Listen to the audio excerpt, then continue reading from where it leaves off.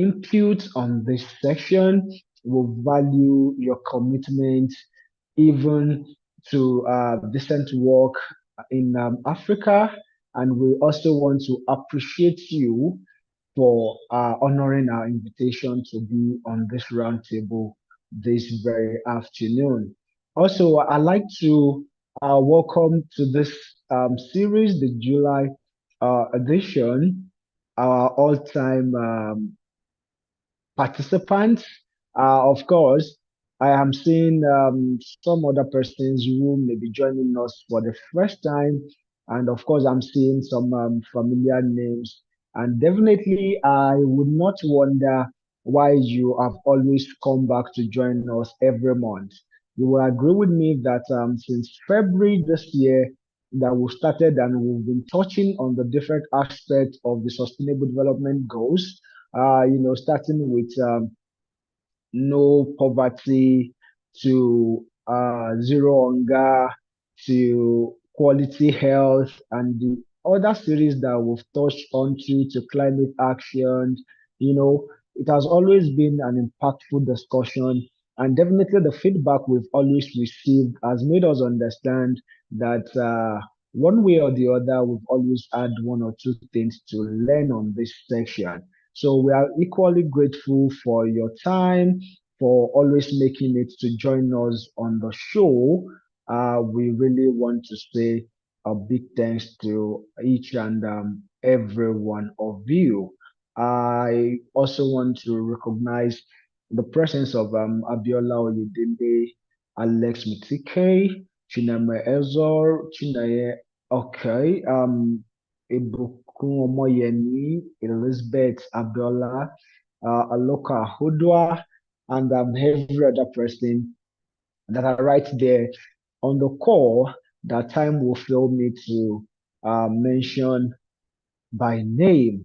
So we are glad to have another fantastic set of speakers on the call with us this very afternoon.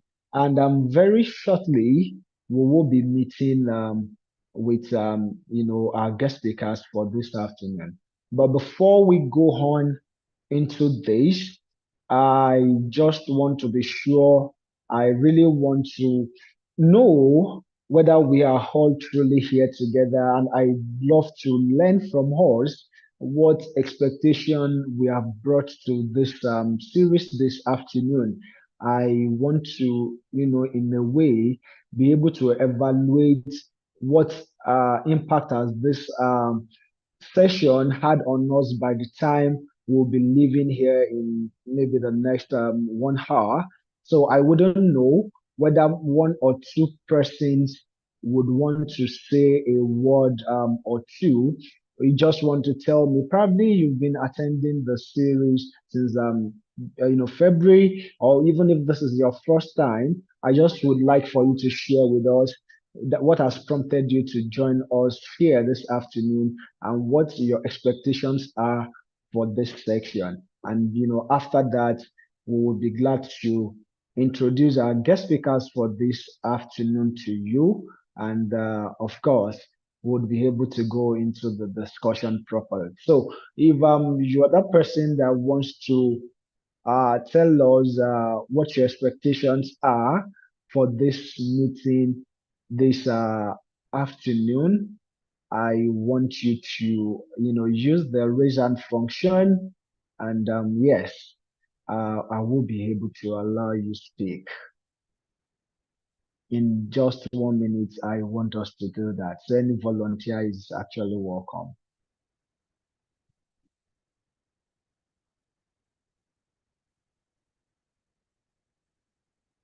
Okay, so I see James there. Yes, James, please you can speak to your mic now.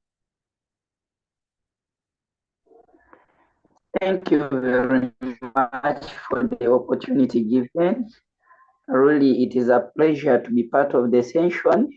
However, my expectations are knowing how decent work will help us to succeed as far as achieving the sustainable development goals is concerned. Thank you very much. That's what I've Thank, had now. thank you very much. Thank you very much. And that's a great expectation. Yeah, is there any other person there that would like to share a thing with us? Okay, I see Alex there. Yes, Alex, you can, speak to your mic now. Thank you very much for this opportunity. So, looking at today's theme, decent work for achieving a sustainable development in Africa, I'm interested in learning more on how it links to goal number 10, reduced inequalities for the SDGs. Thank you.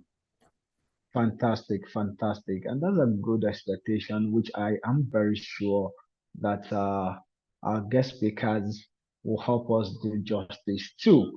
And yes, this is the part where we get to meet our speakers for this afternoon section. And I'd like to hand over now to Luanini, who is going to introduce our guest speakers for this afternoon session. Please stay with us.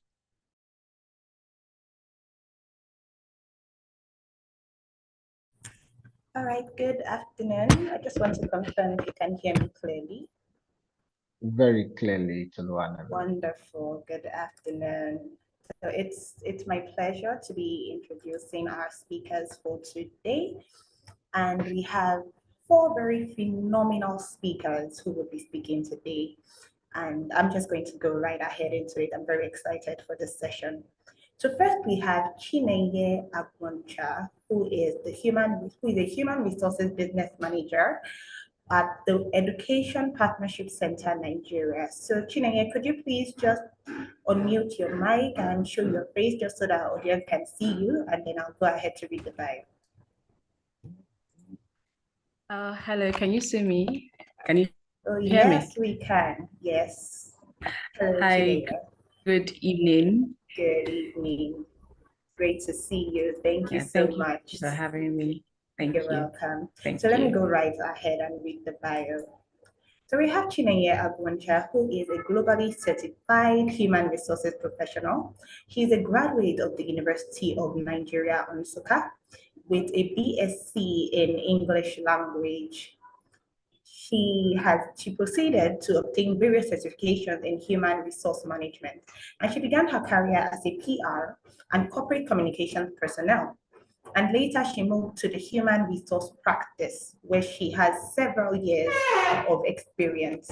Now, her years of experience cut across multiple sectors in the FMCG, the oil and gas, even the NGO sectors as well. And she has managed diverse and high-performing teams of professionals and service providers. She's an ardent advocate of the Sustainable Development Goals 4, which is quality education, and Goal 8, which we are talking about today, decent work. So as you see, we're very privileged to have her. And this drives her volunteer work with NGOs in mentoring and coaching young people. So can we just have a round of applause? Let's see some applause in the chat section for Ms. Chinenye Agwoncha.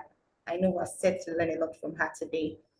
Wonderful, wonderful. So I'm going to move right on to our next speaker, who is Mr. Oyindamola Johnson. Mr. Johnson, could you please just unmute your mic and let's see you just so we can meet you. Hi everyone. Depending on what time zone you're in, good morning, good afternoon, good evening. It's a pleasure to be here. My name is Oyindamola Johnson. Thank you so very much, sir. We are so glad to have you here today. So let me go right ahead and I will read out the bio for everyone. So we have Mr. Oyindamola Johnson, who is a talent management leader. Now, Oyindamola has more than 14 years of experience in international development and social innovation, focusing on cross-cultural collaboration. Now, during this time, he has been involved in various projects that promote transformative education, youth development, non-profit management, and human capital development initiatives in Africa, not only Africa, in Southeast Asia, in North America, and also in Europe. So we're standing in the presence of development royalty here. And we have that in 2019, he also authored a book which is titled Elevate Your Game, the ultimate guide to help you gain clarity, make local impact, and grow global influence. And it's available on Amazon. So I hope after this SDG Roundtable series, some of us would go and, buy his book from Amazon. Now, this book serves as a practical guide and a tool, also a resource for emerging leaders, not just emerging leaders, but also for young professionals and individuals who are intentional and deliberate about making a mark in the world and leaving their footprints in the sands of time. Isn't that wonderful? Once again, the book is titled Elevate Your Game, the ultimate guide to help you gain clarity, make local impact, and grow global influence. Can we have some round of applause for Mr. Oyindamola Johnson, our talent management leader? Let's see some reactions in the chat box. This is such a wonderful bio. Wonderful, wonderful. I see we're excited. Okay, so I'll move straight ahead to our third speaker, who is none other than Esther Abe. She is a People's Operations Associate at the Branch International, California. Esther, please, let's see you. Could you please unmute your mic and also show your video just so we can meet you quickly? Hi everyone. Oh, wonderful. Hi, Esther. Very wonderful. You have such a beautiful smile. Oh, thank you very much. You're welcome. All right, so let me go right ahead and read your bio. So Esther currently works as a people operations professional. She is a youth and mental health advocate. She has a background in psychology, and she's also a youth mental health first aider and a member of the Australian and New Zealand Mental Health Association. She is an IREX and US Department of State Exchange alumni and a Global Youth Ambassador with theirworld.org, which is a global network of young leaders who advocate for the rights and educations of young people. Now, she's passionate about the future of work and destigmatizing mental health in African communities, using education, using storytelling, and also using evidence-based research and programs as tools to equip young people with the resources they need to live healthy and full lives. So as we see, this is someone who is very passionate about the young people. We're so glad to have you here, Esther, and we can't wait to hear from you today. Yeah, thank you very much. Thank you so much. All right, let's see some applause. Let's see some applause. Oh, I see everyone is so excited to have you. Great. And so we have the last speaker, last but not the least, definitely not the least. We have Abigail Ilufemiloye, who is a learning and development analyst at Outside in HR, Nigeria. Let's meet you. Hi, Abigail. Very wonderful to meet you. Hi, Hello, hello, hello hello. everyone. Thanks for having me, Toluwani. Thank you so much. Oh, thank you for being here. You look wonderful. Thank you so much for being here. Yeah. All right, so let me read out your bio. This is very impressive. So we have Abigail Ilufemiloye, who has accumulated 4 years of hands-on experience in human resource management with a particular focus on manpower training and development across various sectors, such as education, non-profit, entrepreneurship, logistics, and supply chain. Now, she holds a first-class bachelor's degree in educational management and a master's degree in manpower training and development. Additionally, she is an alumna of the University of Würzburg in Germany. Maybe she could pick some German for us today, where she studied the administration of adult education and lifelong learning alongside delegates from all around the world. Now, Abigail has an optimistic outlook on life and is a staunch advocate for quality education, that's SDG 4, and also decent work, SDG 8. So let's see some applause for Abigail. Let's see some applause. How excited are we to have her? So as you can see, we have such a wonderful array of speakers, and I know without a doubt that today is going to be one of the most amazing SDG Roundtable series we have had. So without further ado, I'm going to hand right back over to my colleague, Mr. Maiwa Umioshun, to take over. Thank you so much, everyone, and we cannot wait to hear from our speakers. Yes. Thank you very much, Tolu and Nimi. At this point, immediately the speakers came on video. Then I was feeling like, oh my God, why am I not beautiful? But yeah, I think we can still manage the way I look because almost all the in fact, our speakers are just they are just too beautiful. You know, even when I look at Mr. Indamola Johnson, all I see is I think they call it tease, right? I see so much tease.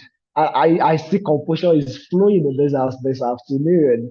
So it's a pleasure to have us, you know, continue in the session. And yeah, in case you're wondering, maybe you're just joining the session this afternoon, we want to be looking at a very critical topic, in fact, one that is very important to the future of Africa right about now. This doesn't alone touch on a particular country, but these traverse across different countries within the Africa continent.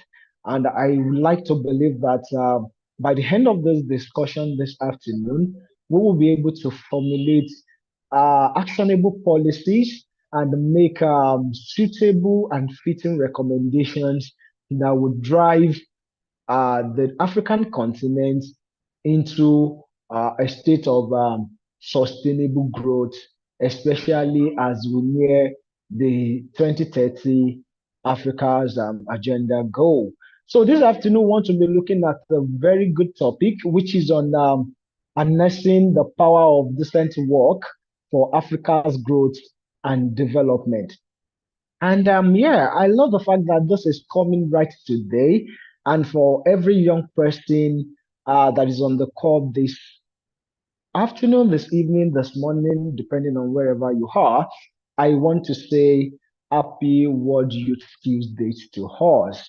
Of course, I understand that it was yesterday, but as much as we are still in the week, and this is more like a official session for the week. So I am glad to you know, congratulate each and every one of us and wish us happy World Skills Day. So right about now, in the spirit of the World Youth Skill Day and in the spirit of the Roundtable series, uh, I like to give us uh, a picture of what is going on within the African continent. And this will serve as a background for our discussion this afternoon, upon which we are going to be building on. So, reports by the World Bank made us to understand that more than 1 in 4 young people in Africa, about 72 million, are not in employment, education, or training. And between 8 million and 11 million African youths enters the labor market every year and will continue to enter in the near decade. Yet, only about 3 million new formal paid jobs are created yearly. And here we are with a vastly growing population on the African continent. So it appears as though if we should look by the statistics, uncertainty looms on the African continent, and we may not be able to tell what the future of decent work would be.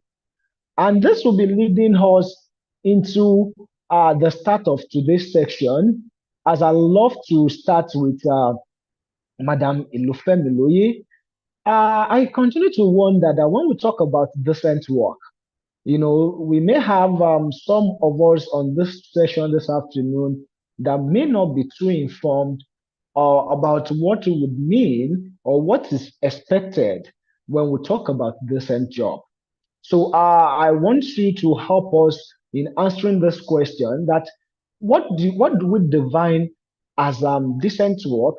And more importantly, according to International Labour Organization, what are the core elements or the characteristics or attributes of a decent work?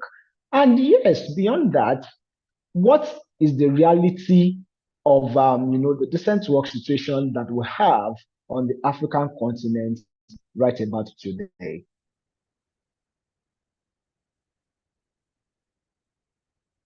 Madam Inufebulu, are you there? Okay, yes, please, sorry about the break. I guess I was disconnected at some point, but if I hear you clearly, you're asking like can you please just rephrase so I don't Yes, just go on? yes, fantastic. So Sorry. I read out statistics from the World Yes, Bank. I heard all that. I heard all Oh, that. fantastic. So, I was, trying to set a background for this discussion this afternoon. And, I was wondering, probably we have some people on this call that may not understand what decent work should really be or what exactly decent work is. So I am asking that based on international organization standards, what do we define as decent work and what would be the core elements of decent work, such that when we see certain characteristics or attributes, we are able to say that, oh, this is what decent work seems like. Okay. All right. Thank you so much. Thank you, Mr. Mayowa. So I'll just go right straight into it. So decent work, as it were, from the word we can see it's like a combination of two words, decent and work. And when we talk about something decent, it means something good. So let's just say decent work simply is good work. But there are some elements that makes something decent, that makes us qualify a work as decent. Not every work is decent. I mean, not everything you do as human that is decent. We have things like those who go into cyber fraud. They are working, but that's not decent. I mean, it's not decent. So if we are looking at a work and we want to say this work is decent, we are saying this work is bringing productively fair income to me. I mean, there is security around the job. Okay, so first would say it gives me money. I mean, that's like layman understanding instead of saying productive income. So it gives me money. Secondly, there is security in place for me. And security here, I'm not talking about maybe security of law enforcement agencies. I'm talking here about health security, like you are safe when you are safe. You're working in an organization where you have to work with machinery, but you're not afraid that one day you will just lose your life in the process. You're working with the sense that there is something in place for me. There is health insurance in place for me. So talking about decent work, you're talking about a work that you are secured of, and a work that brings protection to your family. There are some kinds of jobs that when you do it, you really don't want people to know what you do because you're afraid. You're just in a way you want to be protective of your family members. So if you are engaged in such work, that is not decent work. A decent work should be able to give a sense of protection to your family members. And also speaking from another perspective of personal development, social relevance. So if you're doing a work and it gives you a sense of personal development, you're growing, it can be characterized as this decent work. Also, if it gives you a kind of social status that is, I mean, notable, you can refer to it as social decent work. So that's like the major component of decent work as posed by ILO, that's the International Labour Organization. Mr. Mayowa, I don't know if I'm able to do justice to that. Fantastic. Thank you very much. That was quite explicit. I'm sure that even whomever is having different notions about what decent work would look like, would definitely right about now knows whether or not what the picture as decent work is indeed one or the other. So I want to pass this on to Mr. Oyindamola Johnson now, because yes, you've been able to establish to us what a decent work should look like. But I am wondering somehow, is that what we have on the African continent now? Can we look at the kind of works we have on the African continent now and would say that, oh, indeed, we have abundance of decent work on the African continent, Mr. Indamola? Thank you very much. And good day once again to everyone joining us on the call, on the webinar. I hope that during this session we can co-create knowledge. That's the idea. So it's not about the panelists sharing, their thoughts and perspectives. It's also about hearing from participants also, so that we can co-create knowledge. The speaker earlier on, Abigail, if I'm not mistaken, established the premise for what decent work is. And to just expand on that just a little bit, it's simply that kind of work that guarantees you or provides you a high quality of life and protects your rights as an individual and as a worker. And within the framework of what decent work is, you can find some characteristics around it. And I'm going to link it back to your question in terms of, can we define what we have currently on the African continent? Can we define it in the terms of it being decent enough for people to be engaged in? So looking at the parameters, looking at the framework of decent work, a couple of things are encapsulated in it, which is if I say that I have decent work, then it should be work that pays me fairly. It should be work that recognizes my skill, my experience, my expertise, and compensates me accordingly.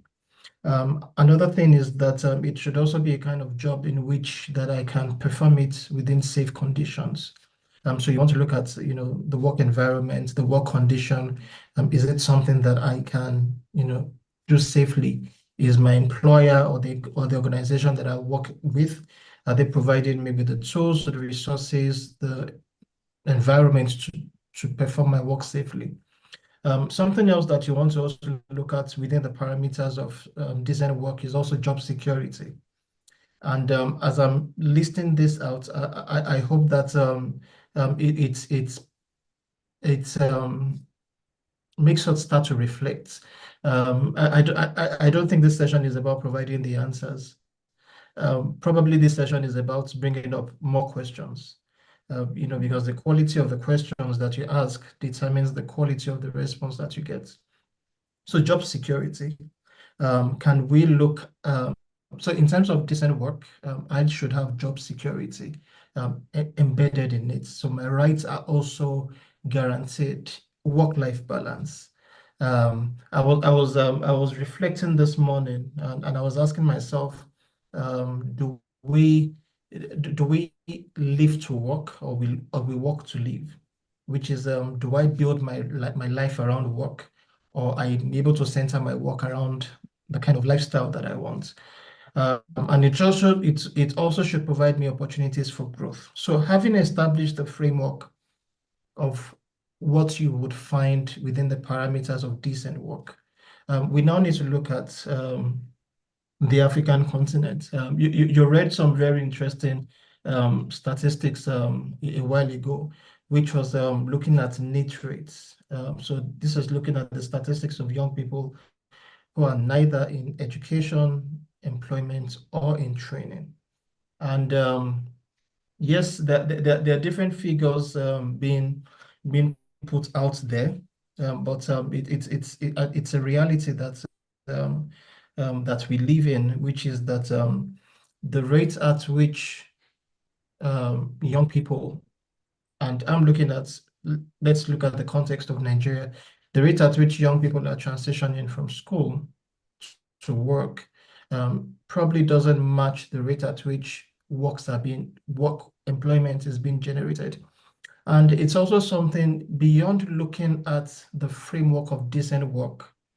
There's also, for those of us who are familiar with the MasterCard Foundation, through its Young Africa Works, is also championing young people transitioning into dignified and meaningful work. So that is how the MasterCard Foundation, through the Young Africa Works framework, that is how they define, in quotes, decent work, the ability for young people to get into dignified and meaningful employment. So beyond just getting into any form of employment, number one, is it dignified? And the other point is it meaningful? Meaningful in terms of, does it guarantee continuous career growth? Does it provide me with an opportunity to not just be able to provide for myself, but to be productive, to be productive in the society that I live in? So that brings up further questions, which I hope that during this conversation we'll be able to address. Thank you very much, Mr. Indamola. I feel that your answer propels further thought, and yes, I continue to think about it as you were speaking, building upon what Madam Minifemiloye had earlier said. It appears as though when we evaluate the African continent now, we are not there yet with flagging abundance or enough of decent work. I think that is a truth that all of us would want to agree to on this call this evening.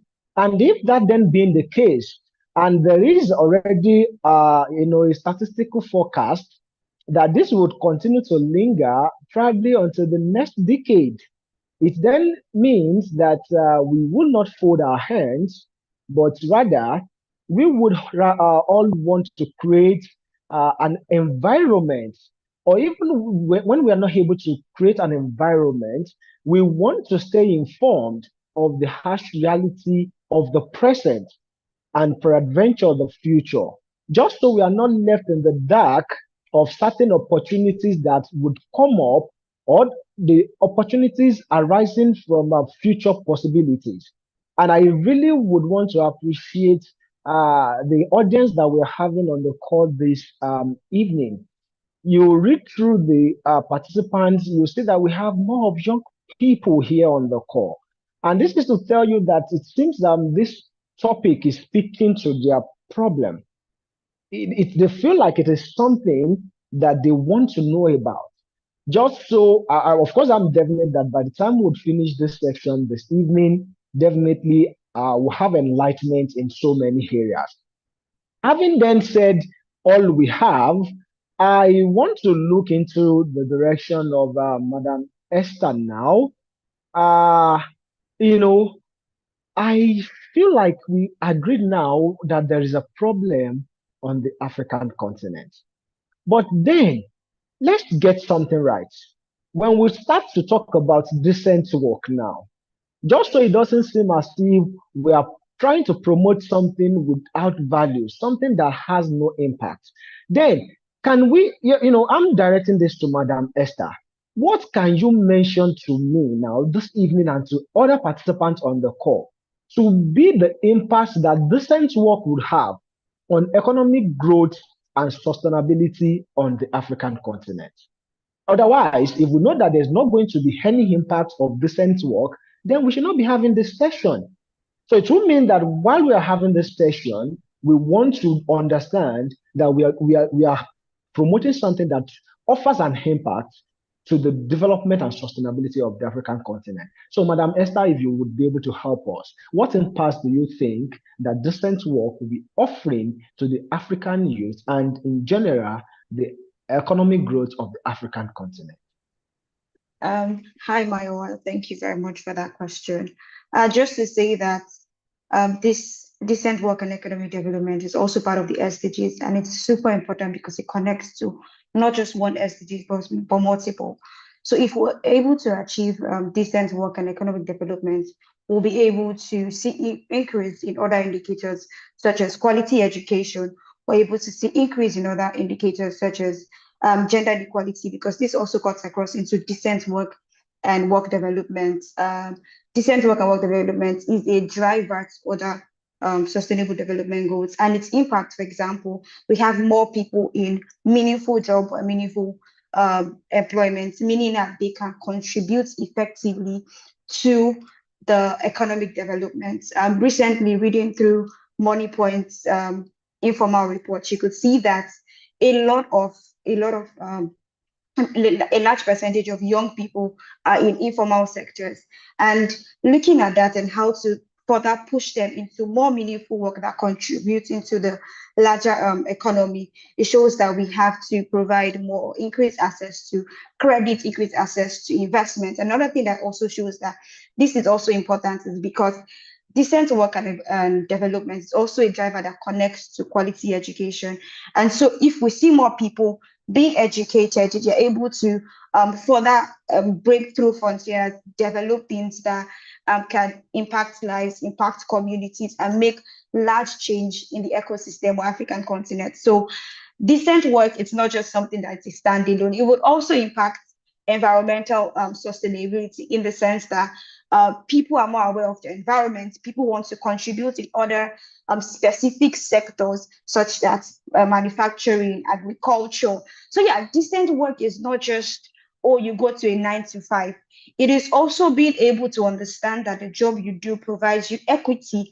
The job you do provides you protection. So decent work and development also covers the fact that we're not forcing children into the labor market. So these are something that International Labor Organization has further looked into to provide like a holistic perspective into how we approach it. And just like Abigail and Oindamola suggested, it covers employment, it covers social protection, equity, fundamental workers' rights, that you have benefits to work and be heard, that you are not discriminated against, that you're not working at a place where you're violated. So if you're looking about like decent work, it's not just about, oh, I'm going to work and I'm coming back. It's a larger conversation that impacts the economy, because I wrote something that I said decent work puts money in the hands of families and individuals that can spend that money or invest that money in the economy. So if we're playing down and downplaying decent work and economic development, we're downplaying the future of Nigerian economy, we're downplaying the future of African economy so far. So yeah, I think this further just settles my point on this.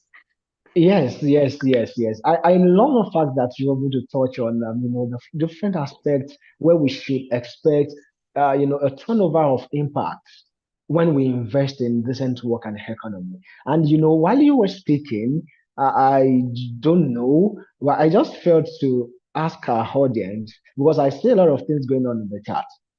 Where exactly do we even have decent work being flagged? Is it at the public sector or at private organizations? Because of course, we will still get to that, but let's just have that buzz. Where do you think prioritizes decent work the more? Is it the public offices, the public sector, or the private sector? So while we are going on with that, I like to look into the direction of Madam Chineye now. The next question I have now is this is considering that now that we understand that decent work is going to offer us a whole lot of benefits, especially to our economic growth and to sustainability within the African continent. And also maybe by the side, considering the question I just asked now, do we say that there is possibility, is it possible that private sector and public sectors can collaborate to create more decent work opportunities? And that would be on the premise that one, either the audience could already answer the question of where we have, more decent work opportunities, or maybe you would establish that first, because I can already see that Alex is saying he believes that decent work touches on both public and private sector. But however, personally, I think I've seen enough to be able to tell you that there is a bias when it comes to decent work and economy. And in fact, as a matter of fact, there are different biases when it comes to that. The pay for some places is a bias. The work environment in some other places is a bias. The work condition, the number of hours, the demand of the job in some other places is another bias. So I feel like when we continue to evaluate side by side, both the public sector and the private sector, okay, we would, somebody's even saying something, just like saying that decent work depends on the employer, whether it is private or it is public. Another view. That's nice. We are getting there. Aha. All right, that's fine. So, Madam Chineye, I want you to help us here now. Do you think that there is possibility of, coming together, whether both private or public, to present to us, to give us opportunities for decent work and economy on the African continent? And if this is possible, how can we do that? And while you want to speak, I see JT's comment. He's saying that many civil servants sitting in offices. I'm trying to catch that. Sorry. So I guess it's saying that many civil servants sitting in the offices are not able to do I get it right? They're not able to maintain a quality standard of living. Another view. Another view. So please, Madam Chineye, I hand it over to you now to do justice to that. All right, thank you very much. I'd like to start by saying I completely endorse every single thing that has been said by every member of the panelists today, and even the audience. It's good to see that this is a topic that has really touched everyone. Everyone really is in tune with the conversation. As to whether or not decent work lies in the purview of the public and private or private sector, I would say it's a combined effort. I believe that it's not the primary responsibility or the primary function of the public or the private sector to provide decent work. But I think collaboration is where we can make headway from, or where we can make a head start from.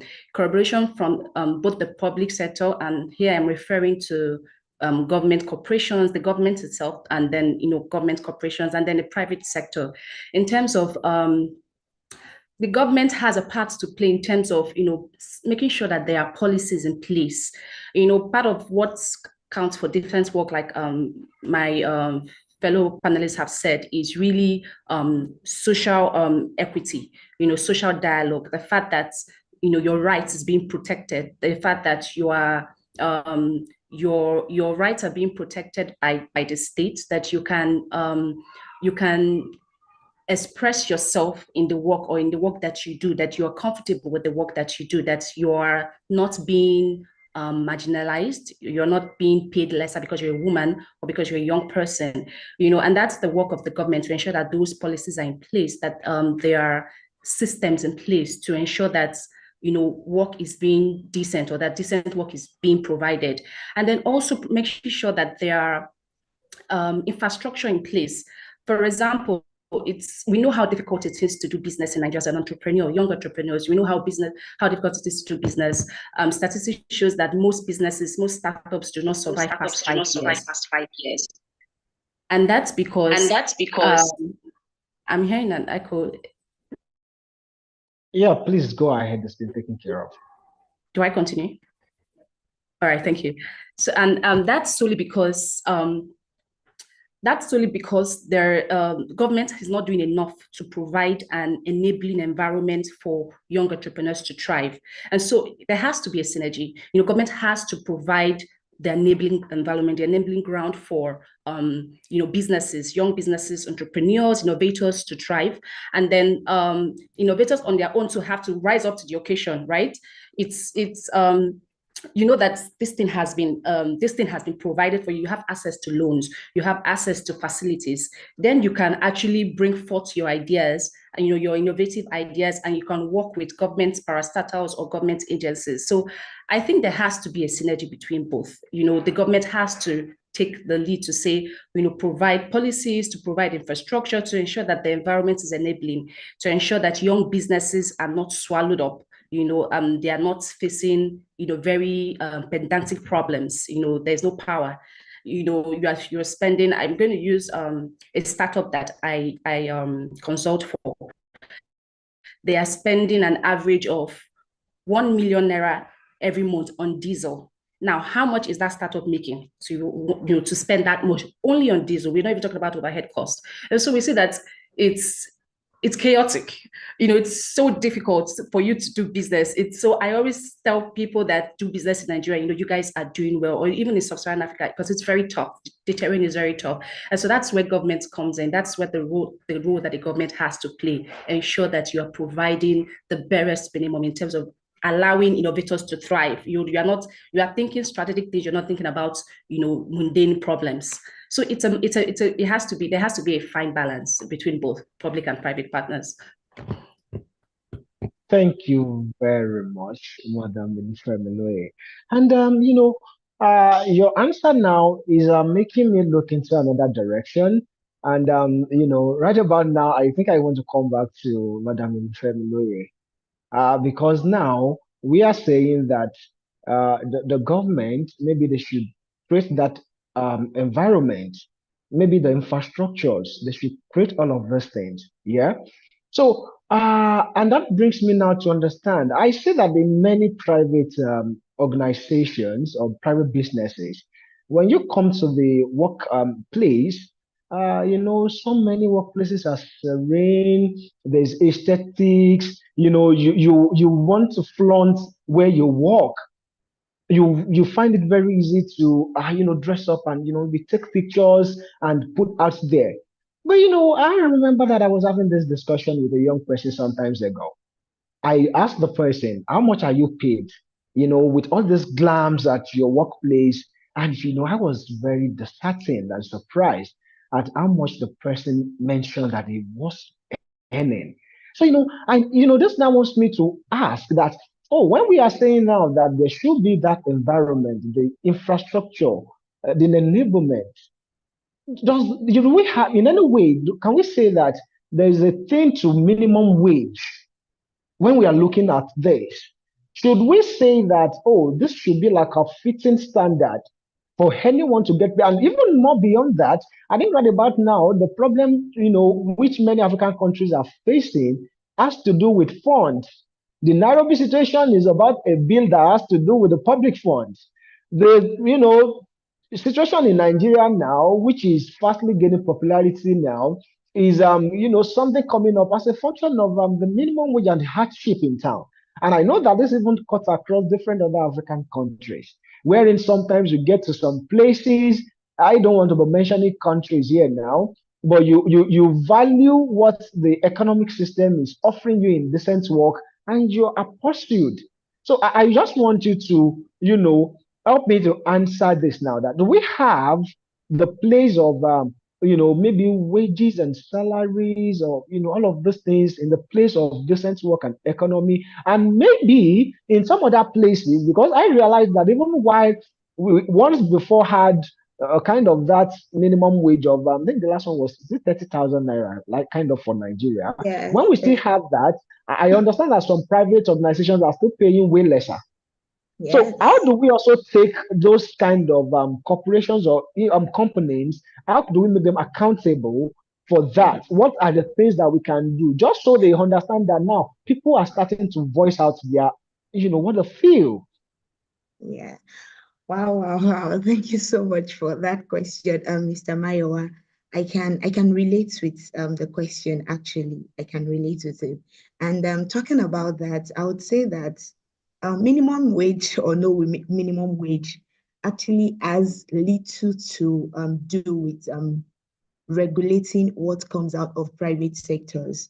So I would say that for instance, in every organization, there are levels to their employees are in different levels. We have employees who are in low levels, we have mid levels, we have senior levels, and we have just those that we see as they are not in entry level, they are not in startup level. They are just maybe talking about the cleaners now, the cleaners, the janitor, those ones.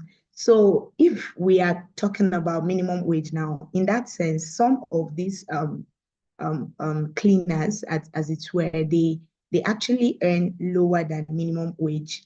And the way it should be is that they should earn above minimum wage, or let's say, even if it is the minimum wage. But in Nigeria, you would all agree with me that there is a problem of regulation, there is a problem of monitoring, there is a problem of evaluation. I mean, monitoring and evaluation, which is a term that we use mostly in projects. So there is a problem of that. So because of this inherent problem, we cannot really ensure the practice of it we cannot ensure the adherence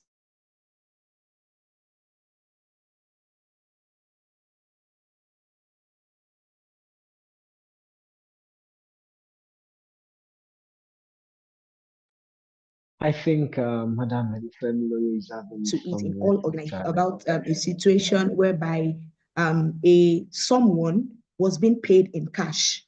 I mean, a particular they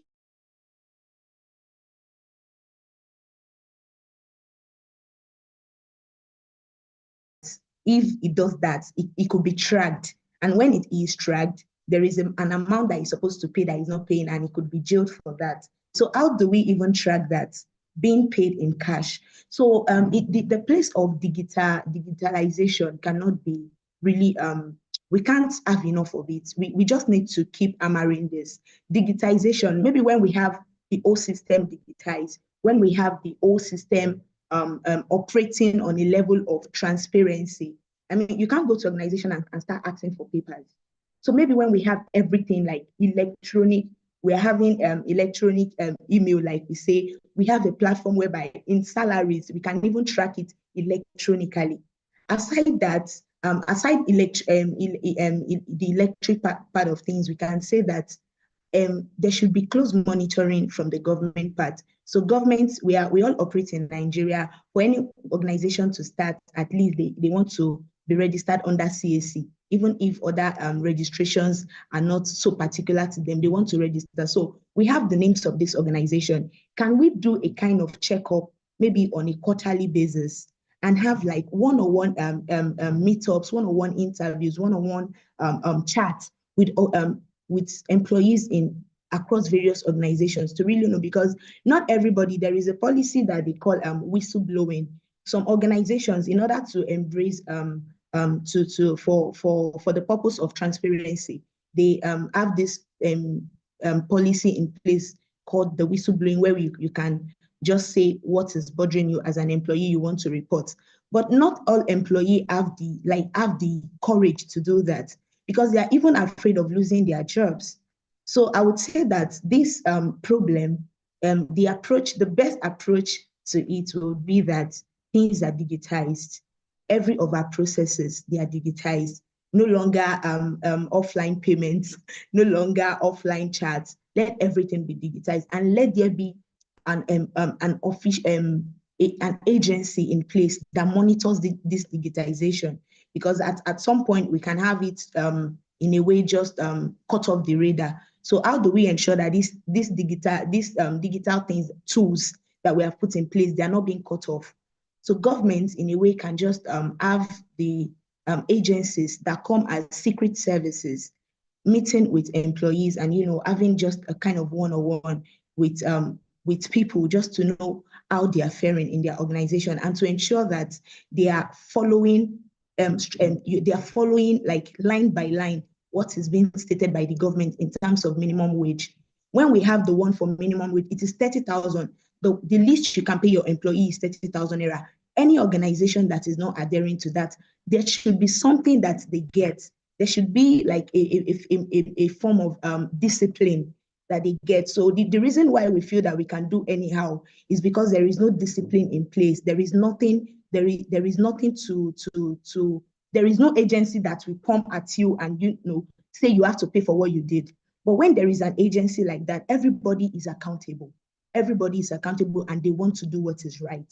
So I would say that yes, minimum wage is good, but if governments can take a step further by putting agencies in place to monitor the practices of private organizations, then we can say that we would experience decent work in terms of what we earn as employees. Thank you. Thank Mr. you Mayowa, very can much. Hi, I Mayowa. I want to also add something to uh, the conversation. Oh my God. okay, Okay. sir, you can go First of, ahead. Oh, yes, okay. yes. Let's start first of first. Okay, so Abigail sort of explained the burden of that on the government. I also want to touch point on the fact that the individual itself, like everybody's involved in driving accountability.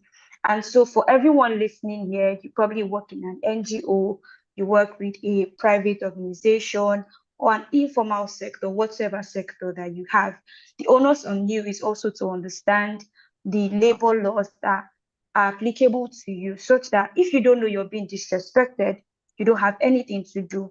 But there are labor laws in place. And so when your employer is paying you below minimum wage, you have the right to also report.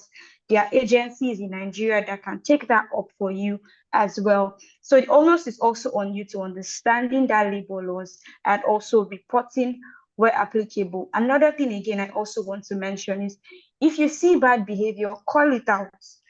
Sometimes in the era of social media as an advocacy tool is super important.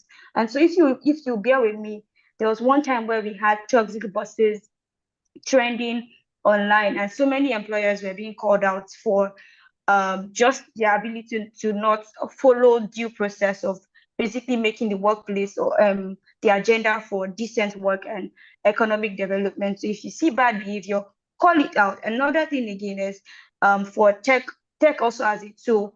So there's a platform called Glassdoor where you can sort of give feedback about like the organization. So do they meet these standards? And if they don't, you could probably write a feedback about them. So aside from the government perspective of putting down these laws, the onus is also on us as individuals to understand the laws that are applicable and also protect ourselves. Because when you call this out, maybe using social media as a tool for advocacy, or basically just understanding the laws and reporting these things, you hold organizations applicable to do these things that they are supposed to do because they have a right to do it.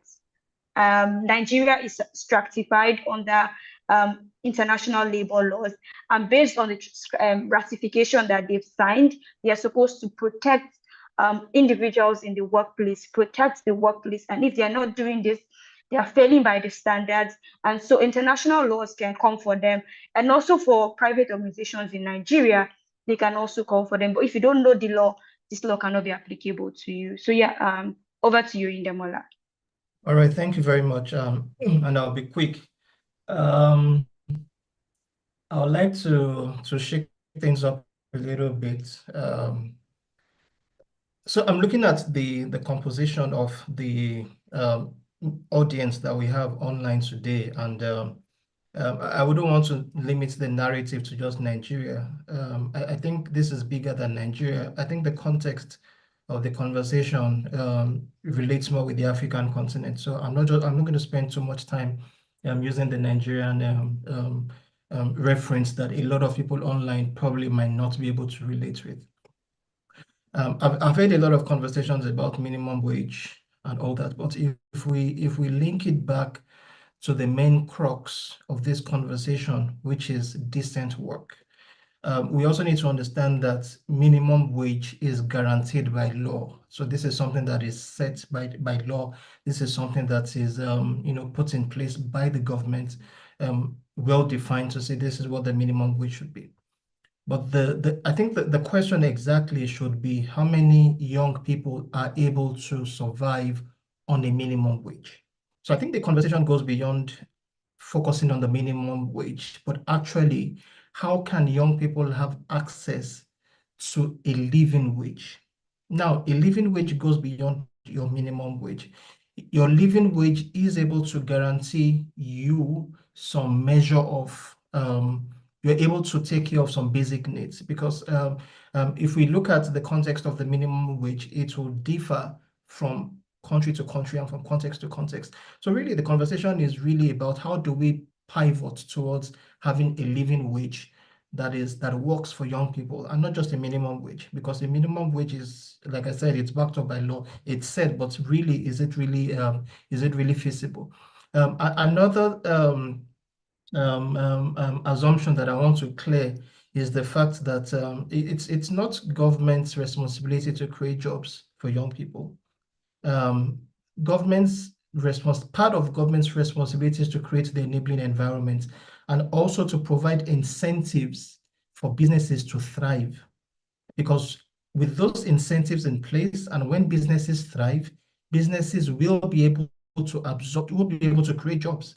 And when people are able to get into productive jobs, then it links back to economic growth because the purchasing power, people have increased purchasing power, and with increased purchasing power, it means more goes back into the economy because of the spending rates of people. So the conversation is much bigger than a minimum wage. Actually, it should start looking into how can we guarantee decent living wage for young people. And I know that there's been some conversation about reporting, monitoring, but let's be realistic. The truth is, how many young people have that agency? How many people have that social capital to be able to follow up on all this? I'm looking for how to exist. I'm not looking for how to report someone on somewhere who is not doing their job. And how many, just to be very realistic, government, how can government have put in place those measures to be able to check every organization to see what is happening there? So that's just a waste of time for government. So government needs to put in place incentives for businesses to create employment, because when this is done, there'll be abundant jobs, and then young people are able to get into organizations at whatever level, let's say maybe like entry level, and those businesses, those jobs, those organizations are able to guarantee a living wage, not a minimum wage, a living wage that guarantees that they are able to take care of their needs and the needs of their immediate family. And again, like I rightly said, that connects back to economic growth, just because of the increased purchasing power of people. So those are just a few things that I wanted to touch on. Thank you, Maya. Yes, yes, yes, yes, yes. Thank you very much. And what you have just contributed now is something that steers my next question, right? Because I was having this conversation with someone.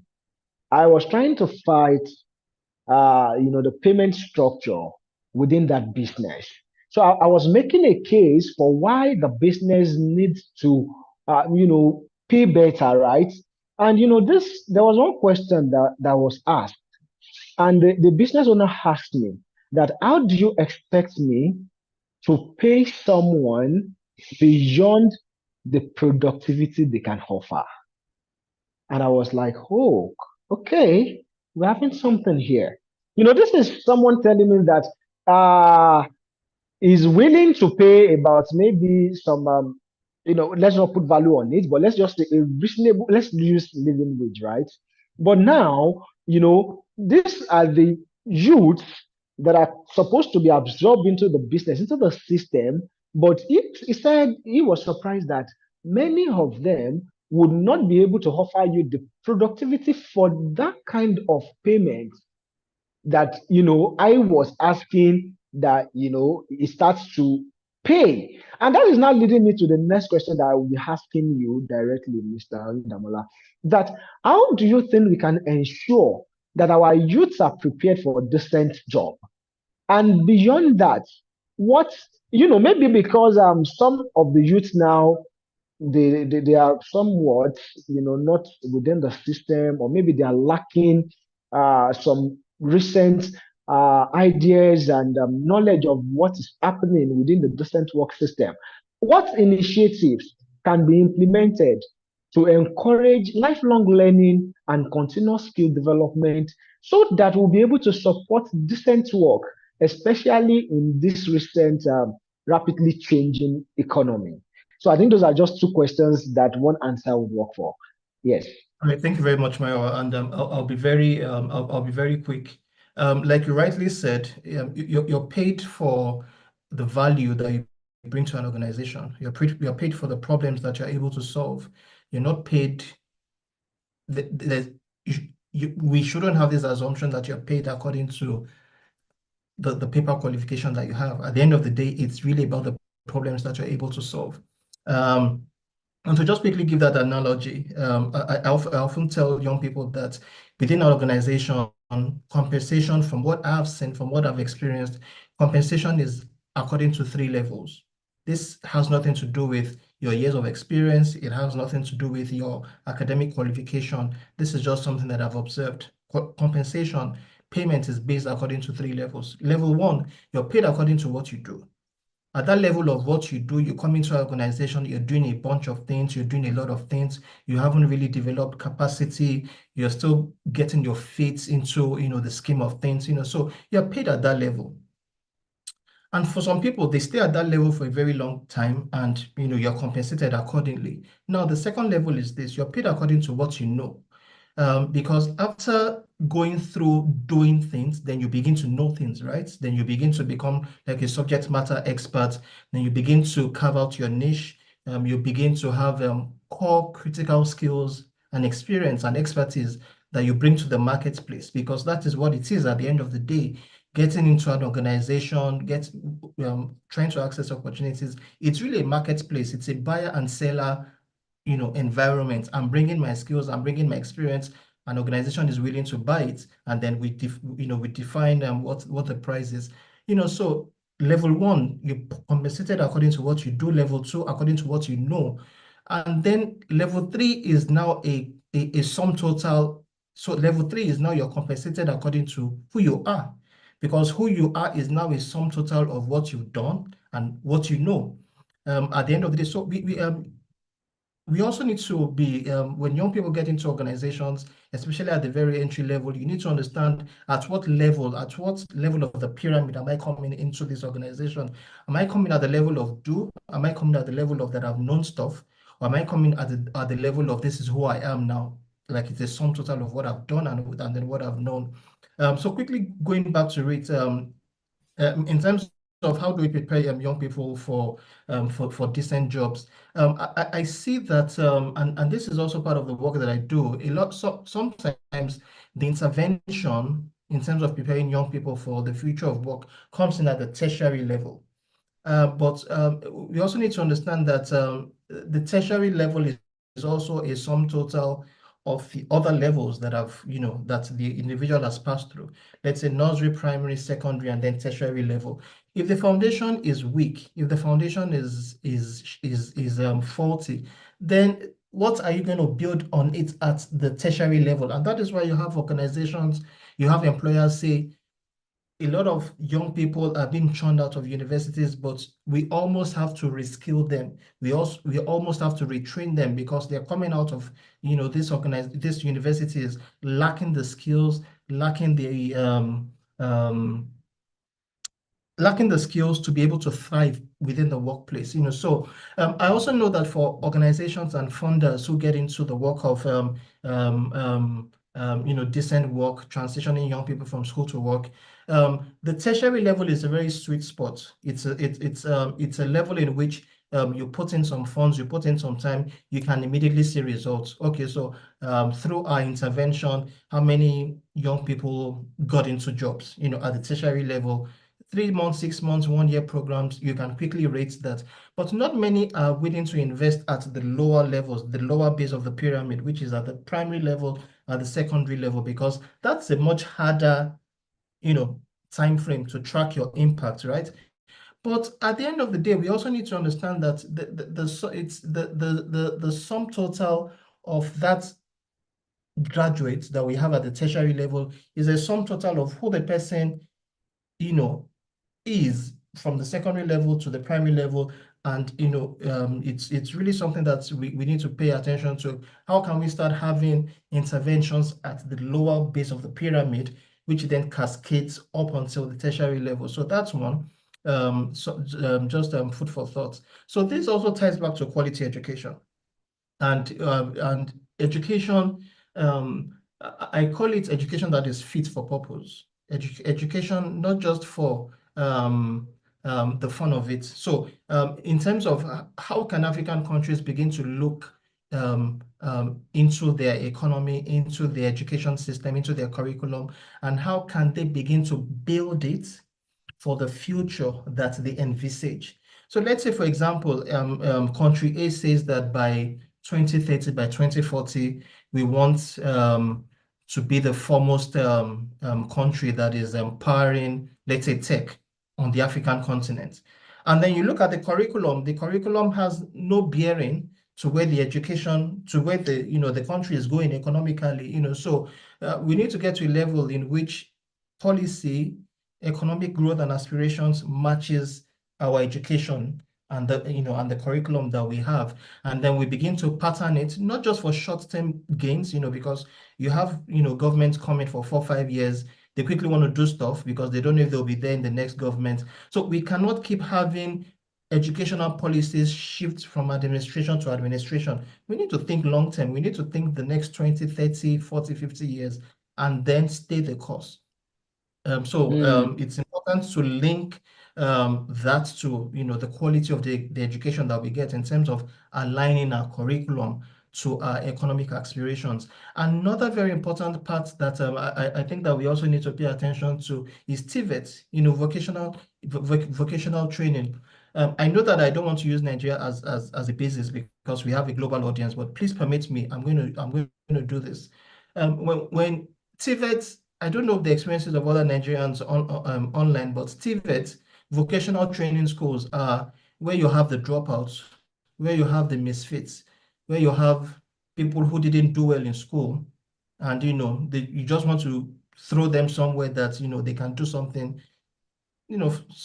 find some meaning for their life. That is where you throw them, and that is, I think, the bane of the issue that we have, especially when it comes to TVET, especially when we look at countries in sub-Saharan Africa.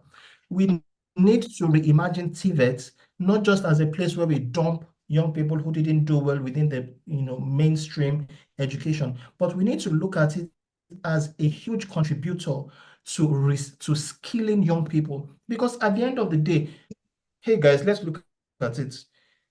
You've gone to the best organizations, you've gone to the best universities in the world, you've done your Harvard, you've done everything. At the end of the day, you go into your house, you have an issue with your tap, you have an issue with your plumbing. Who are you going to call? A Harvard graduate is not going to come fix your plumbing. You need someone that has the skills, who has the plumbing skills, to be able to come and do that. You need artisans, you need people with that skills that vocational training provides. And we also need to see it as a critical link towards economic growth and development. So that is also something that we need to look very much into. And the final thing that I'm also going to look into is in terms of career counseling and doing that. That's also part of the work that I've done in the past in terms of how can we begin to pattern young people, how can we begin to provide young people with experiential experience where they begin to think beyond the mainstream occupations that are available.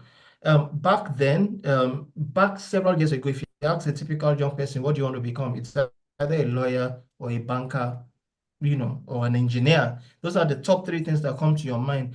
But in today's world and in the world that we are moving into, there are some careers that you have never heard before. And this is generating huge income. Someone sits down and says, I'm a blogger. These are things that never happened before, and these are the realities of the 21st century that we're living in. So we also need to look into how can we ensure that young people are able to have access to, adequate career and guidance counseling, which doesn't pattern them in a specific direction, but which just opens them up to opportunities, which opens them up to possibilities, and just giving young people that space to be able to define their careers and to be able to define their future. Thank you. Yes, thank you very much, Mr. Oyindamola.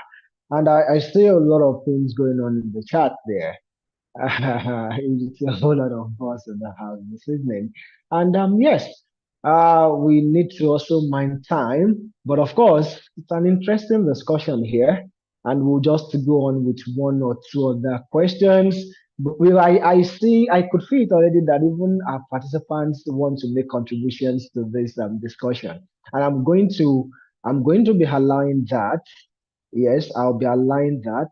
So, but before we jump into that, I would like for Madam Chineye to answer this question. So, Madam Chineye and Madam Esther, the two of you will be answering this question, and it's a question in two parts. So you'll be answering it part by part.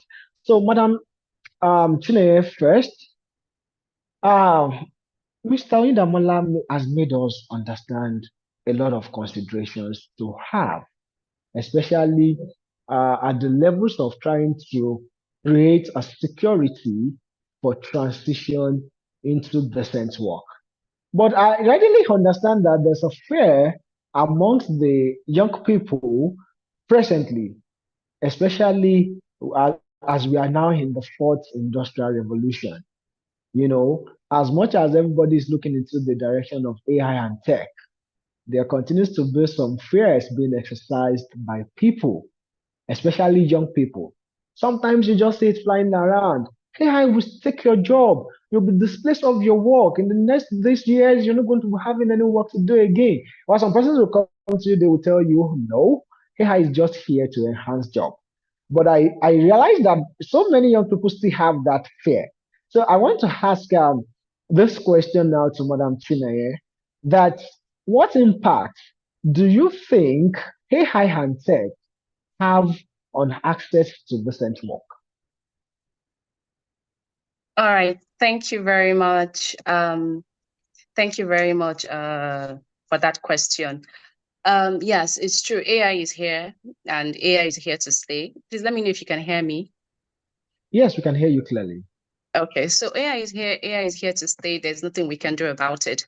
However, I do tell people that AI is really here to make our lives easier and better. So it's left for us and it's left for young people to key into what the offerings of AI, really to make work more seamless and more effortless. And what does that entail? Really has to do with upskilling.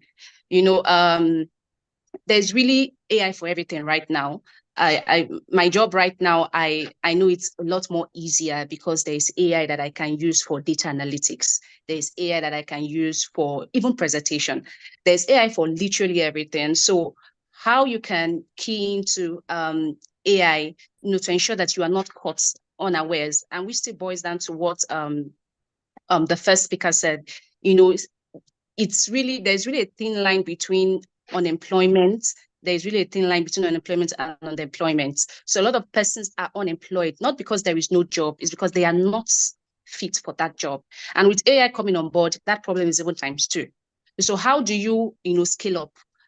Make sure that you are always learning, you're always on the learning curve, ensure that you are speaking the language of technology. You are innovative in your ideas. You are looking for ways to make the work that you do simpler and better. And that's what AI is there to assist us. AI is not a human being. So there's still always going to be the need for the human touch. But then you can leverage your need as a young person. You can leverage your needs as an institution to ensure that you are you're upskilling. And then for organizations, you're ensuring that you are also bringing in or introducing innovative ways, ideas, technology to ensure that your people have means or have the resources to do work easier, faster, and better. So I think AI is really innovation at its finest. And as young persons, our job and our role is now to get on with the memo, upskill yourself, train as much as possible, and make sure you utilize as many tools that you have. There is nothing right now that is not available, especially with AI, that you literally can do every single thing that you can think of. And so how are you positioning yourself? How are you utilizing all these resources to ensure that you are fit for, you are employable, so that you are not caught in the unemployment rate. Like I said earlier, unemployment is not really about absence of job. That's an aspect of unemployment. It's also absence of qualified persons to take on this job. And, with AI, you really can position yourself to be, employable, to be the best fit. Just make sure that you are on the AI wave, you're upskilling at every point in time, I think that's, one of the ways that, young persons can key into, AI, especially as it relates to decent work. Thank you very much, Madam Chineye. Now to you, Madam Hester. Now that there is so much fear all over the place, how can workers, not just workers here now, but even young person, youth within the African continent, how can they be protected and empowered in this increasingly digital economy? All right, thank you, Ariel, for that question. So I'll add up to a bit of what the other panelists had said and look in the answer for how we can better be protected and empowered in an increasingly digital economy. So there's a big mind shift. Some people think that the future of work is far. The future of work is now. The pandemic has move everything or change the dynamic about like how we see work. And so people need to understand and be able to comprehend that value is how much we learn and how much we can contribute, and not just what we've done basically. So we need to start educating people differently. The other panelists, Indamola, talked about like the quality of our education system. So basically before getting a promotion probably at work is as a result of probably the things that you've done before. But right now, the future of work, it's about like the future potential that you have. And this is based on the context that the future of work is about, or is going to move into the roles and not just the job that you do. So people need to understand, and young people need to understand that the future of work is about the role that you play, not just the job that you do, not just that you come and greet people. What is your job role in all of that specification? Because World Economic Forum has estimated that AI and technology and technological advancements will replace about 85 million jobs by 2030. And this is 5.1 years or almost 6 years from now. And then another data point says that about 65% of retail and administrative jobs are going to be automated by that year due to technological advancement. So this has every right to cause fear that, oh, AI is going to take our jobs and all of that, but this shouldn't impede your progress. So this is particularly a golden opportunity for you. So continually focus and look at what role do I play in all of this? How can I be instrumental in the job that I do? How do I work in such a way that AI doesn't fizzle out, like the human touch of the work that I do is still present? Because another thing again is you have to focus on continuously learning and developing new skill sets that are relevant to the future of work. LinkedIn Learning releases each year the skills that you need to improve to be able to compete for the future of work. So how many young people are really strategizing and looking at all those data points? World Economic Forum releases data points as regards the skills for the future. So how many young people are looking at that? So the job market is ever changing. As much as we need to wait and as much as we need to say, oh, the government needs to do this, provide an enabling environment for you to actually thrive, the onus on you is also on you to also take the bull by its horn and also improve yourself basically.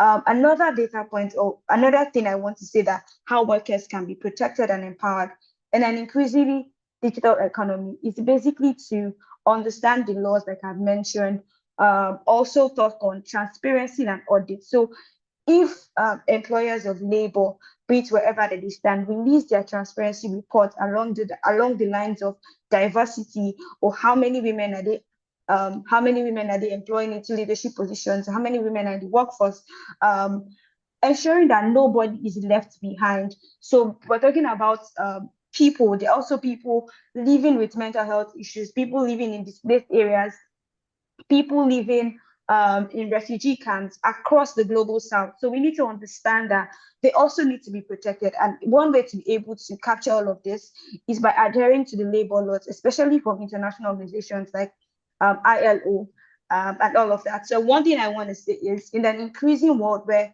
AI, with the fear of AI taking our jobs, one thing that can actually position you for that change in dynamic is to think globally, think about the future, think about what you're doing right now, and imagine 5 years from now, what are you doing? So with the stark reality of what is affecting us and the African continent, disasters, global wars, just imagine a world where you are thriving in that and technology comes to play. So don't just think about your job for the now, think about a role that you play. How are you helping to achieve that? Once you start thinking about it, you've discovered that you're becoming more agile. You're able to adapt quickly to the changing circumstances. You're able to learn on new skills, which is also how technology comes in play. So there's the ease of learning. There's the micro learning on small platforms. There are situations where inclusion, so people don't even necessarily need to ask for your certificates because you have all these certifications from all these online courses. You're able to compete in the global market because the world is changing. So you're not just competing for, I mean, we're on this call and it's like a global village because there's somebody from Senegal, there's somebody from Ghana, there's somebody from Malawi, and everything that's bringing us here is technology on this platform, Zoom. So looking at what role I play in all of this and not just my job would help me position for great and also help me understand that I am protected in all of this. So you have to think agile, you have to think innovative, understand critical learning skills. Data is something that will constantly evolve, and so improve your data analytics skills. Excel is something that people sleep on. That's something that you could probably learn. It's important to also understand these things, and I think it will help you attend workshops, conferences, and that is why conversations like this with AI Dev is important, that Mayowa is hosting, and everybody that's working behind the scenes, embracing lifelong learning. So the future belongs to the access, and everyone here, I believe that we are the access, and that's why we are here. And so don't be scared of AI taking your jobs, because I feel like at the end of this conversation, you're equipped with resources to be able to go back and improve, so and pivot, because really on the African continent, I tell you for a fact, the budget allocated to education is very slim. UNESCO would say 15 to 20% of our budget should be allocated to education, and that's really none of the case. We are suffering from mass underemployment and unemployment on several sectors. Our informal sectors are suffering. There's no ease of doing business. So many things are happening, and technology can be a way by which we turned that out. And so for us to be sleeping on it, we are living on the borrowed time. So we just need to catch up and adapt.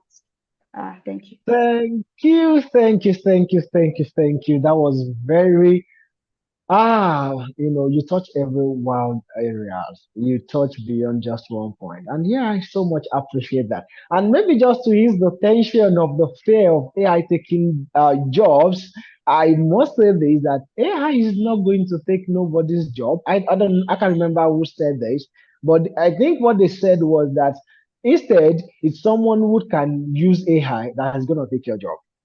So I think that you need to be more conscious of someone beside you who is continuously upskilling him or herself, who is continuously learning on new skills. You should even be more conscious and be afraid of such person over even the AI that you're afraid of. So why am I saying all of this is because I want us to leave this place this evening to go on to make a better person. In that whatever you're doing, there is about today several hundreds of AI that can enhance your productivity, that can help you better your output in that your work that you are doing, whatever kind of work it is you're doing about today. There's an AI to help you with productivity. So I think we want to leave here now. And beyond AI, there are so many learning resources.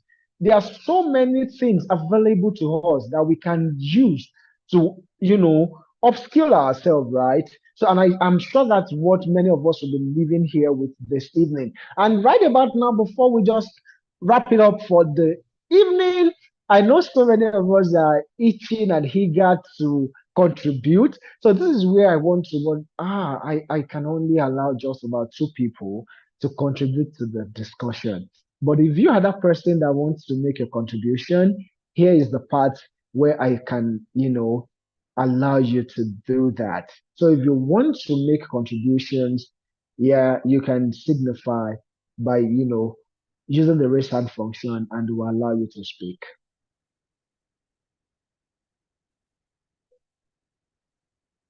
Okay, it seems almost everyone enjoyed the discussion, and what is going on in the chat is awesome already. Yeah, and last question now, which is going to Madam Olufemi Luye as we wrap up for the evening. I feel like having said all of this, it seems like we have only made a case for people within the urban area, maybe the learned, the exposed. I felt to touch on people within the local communities.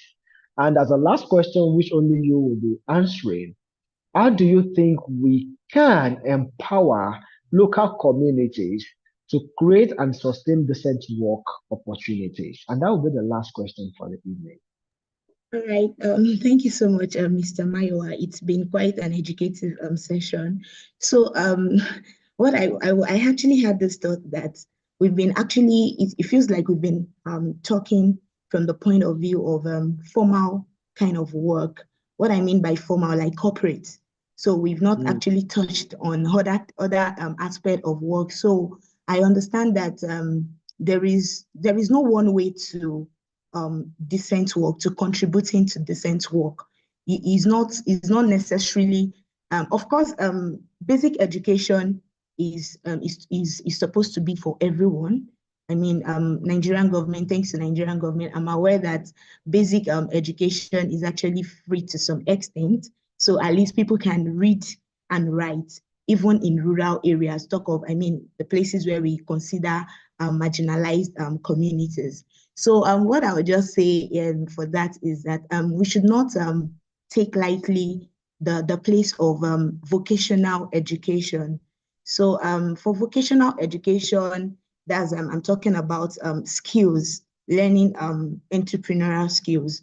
So for me, I would just speak from my experience personally. So I remember back when I was in school, of course I had my parents to cater for my school fees, but I didn't get all of what I wanted at the time. But thankfully, before school I had garnered a number of skills. Talk about catering now. AI cannot bake cake. Sorry, can you hear me? I think my network is fluctuating. I'm not How sure. can I not hear AI cannot Oh, bake okay. cake? I'm Oh, waiting. all right. Thank you so much. Yes, so I'm saying that yes, we've had talks around what AI can do in the next few years from now. But sincerely, AI cannot bake cake for you. AI cannot run your makeup. You're going to party, AI will not come, and robots. I mean, or maybe we would have robots that will be able to tie you your edge when you are going out, or would have AI. Okay, of course we have cars that can, that can automatically move. So I won't speak to that, but AI will not bake your cake and some other skills. So let's take the place of vocational education seriously. Like one of the speakers mentioned earlier, that those who studied in Harvard, they will not be the one to do their plumbing work. They will not be the one to fix their electricity themselves. They need people to fill into these roles. They need people. AI will not pick our debts. Speaking about the climate actions now, AI cannot pick our debts, though we have machineries that can pick our debts. But then there is just this role that your hand is needed. Yes, you need your knowledge, you need understanding, you need the ability to comprehend things, but your hand, and that is handwork. Handwork is not underrated, is not overrated. Let me put it that way. So in rural communities, if we can invest more in youth empowerment for vocational education, I think everyone would, in one way or the other, contribute to decent economy. Everybody, a lady, let me say everybody uses sanitary pad, and that sanitary pad is not made locally. But how can you, who is not working in a sanitary pad, contribute to decent work goals? Is by you patronizing the sanitary pad seller. And how do you have the power to patronize if you don't have money, if you don't have something fetching you money? So this thing is a circle.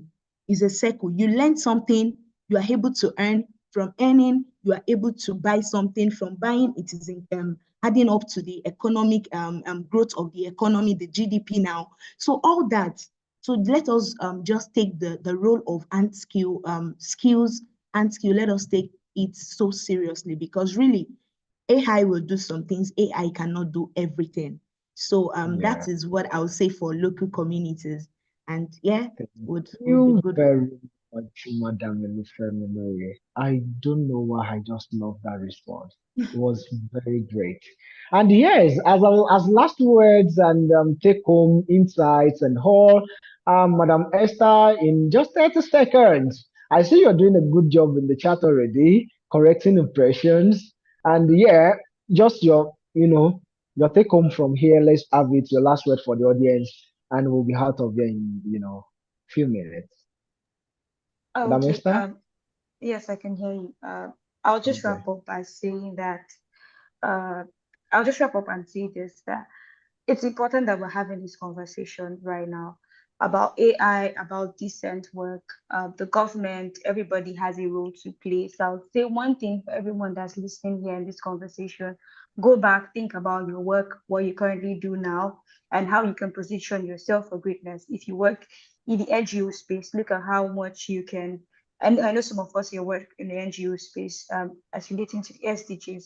So look at how you could use AI to maybe report better about the work that you do, learn data analysis, data points that you could use, presentation skills, because that's one thing that I can mention in chat box here.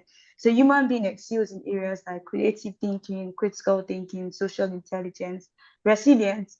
These are areas that human being excel. So hone those skills better so that you can position yourself for greatness.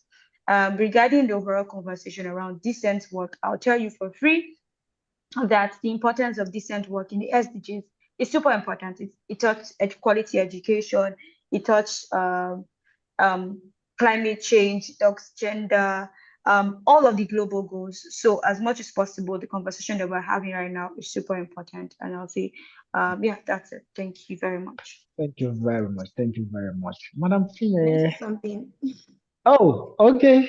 Before we have Madam Chine, yes, then let's Okay. have Madam. Okay, sorry. Yes. So what I just want to say is that talking about decent work in everything, in vocation.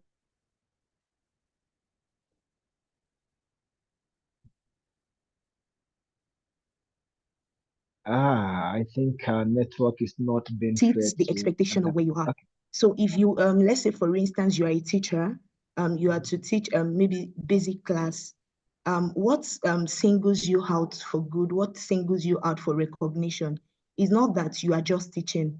It says that the pupils you're teaching, they are seeing the effect of your teaching on them. The same way in corporate, you are not promoted because you are doing a lineup of job descriptions that they gave to you at the point of entry. You are promoted based on what you did that exceeded what is expected of you. And yes, to do something that exceeds what is expected of you, there is a place of personal development, there is a place of personal training, there is a place of self-learning. If you feel that you don't have your organization is not does not really cater for your development, there are a lot of free educational sites where you can subscribe to and you can get learning. Make yourself visible, yes, on LinkedIn, contribute to events, volunteer in your local community, in your street. Yeah, let me bring it down there. In your street, you can feel like, oh, there is not just anything working. If you feel that your drainage system is dirty, call a couple of people and do it together one weekend. Let people see that you're making a change. And with that, everyone is going to touch everybody, like they say. It will reach everyone. Decent work. It will reach Wow. everyone. Yes. Thank you. Yes, thank you very much, Madam Olufemiloye.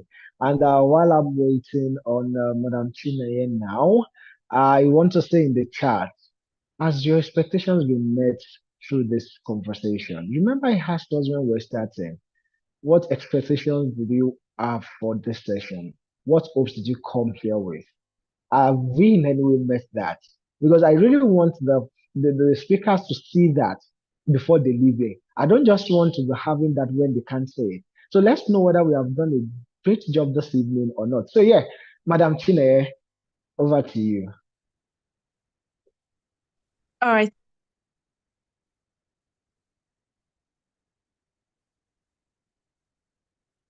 Thank you very much. This has been a wonderful as well. Can you hear me? Yes, we can hear you.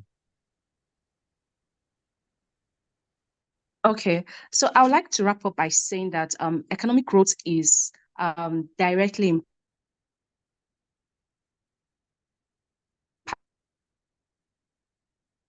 impacted by decent work. So, once we have been able to crack, decent work, and when I mean decent work, I'm sure by now everybody has an inkling to what decent work means. It means work that is self-sustaining, work that is impactful, work that is meaningful, work that is within the barest minimum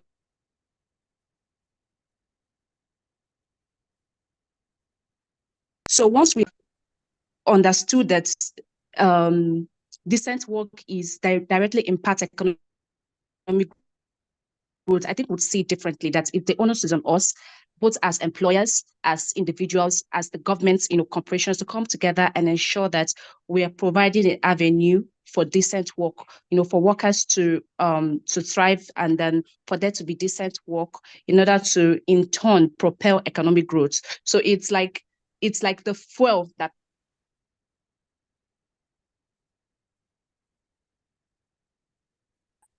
moves economic growth. If your economic is decent work is not being put in place, so to say. So what I would just round up by saying is that it is a direct result of decent work that you get, economic growth. The best of nations are those that have cracked it. And so we as a nation, we as a continent, we have to also crack it as well. Yes, thank you very much. Thank you very much. And just before we go, I wouldn't know, maybe some of us would love to turn on our cameras so we can have put a remembrance to this very insightful conversation. And maybe for some of us that may want to make a post or two to these events on the social media, you may have one thing to attach as evidence of being a part of this event, especially for the month of July. So if you don't mind and you are able to turn on your camera, we would like to have picture section now, and thereafter, after the picture section, Tolu and Mimi would be closing the session for us. And yeah, we're still going to be meeting again next month. So if you keep up with us on our social medias, you'll be updated on when next we're having the SDGs roundtable and what our focus area will be. So I'll be taking the pictures now. So please, if you love to have a face on the picture, you can do well to turn on your camera.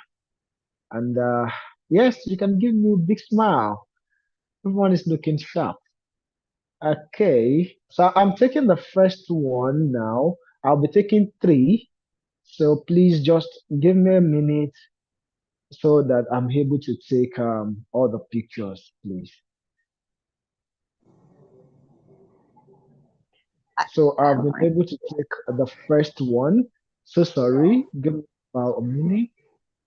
I want to take the second one now. So we have like about three different slides there. So I'm taking the second one in a minute. Okay.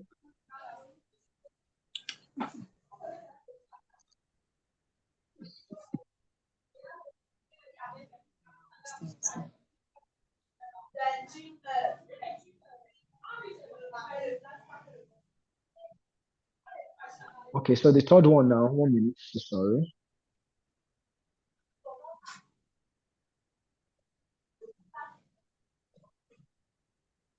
Yes, and there we go. Thank you very much for your patience, everybody. So Tolu Animi, over to you, please.